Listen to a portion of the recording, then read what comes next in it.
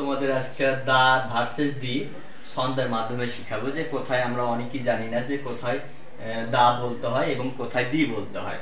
তাহলে দেখো ছন্দ দাদির সিবি, অর্থাৎ যেই সেন্টেন্সগুলোতে প্রথম ওয়ার্ডটা ভয়েল থাকবে সেগুলোর ক্ষেত্রে দি বলবে, আর যেগুলো কনসোনেন্ট থাকবে তার পূর্বে কি দা বলবে। যেমন দি পেন, দেখো পিটা ভাওয়েল না কনসোনেন্ট, পি অবশ্যই কনসোনেন্ট, এই জন্য দা পেন হবে। তারপর দেখো দি সান, তাহলে এখানে এসটা কি ভাওয়েল না কনসোনেন্ট, এসটা অবশ্যই কনসোনেন্ট, এই জন্য হবে দা ছান। দি কান্টি, কান্টি আমরা উচ্চারণ, এখানেও সিটা অবশ্যই কনসোনেন্ট, এই জন্য দা খান্টি।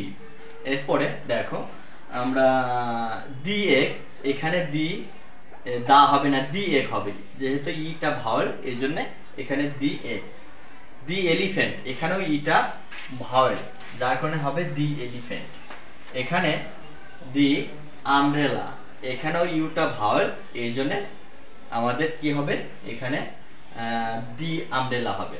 অর্থাৎ আমরা বলতে পারি যে দাদির সিবি দ্বারা আমরা বুঝাচ্ছি যে যে ওয়ার্ডগুলো ভাওয়েল হবে তার পূর্বে দি বসবে, আর যেগুলো কনসোনেন্ট হবে তার পূর্বে দা বসবে।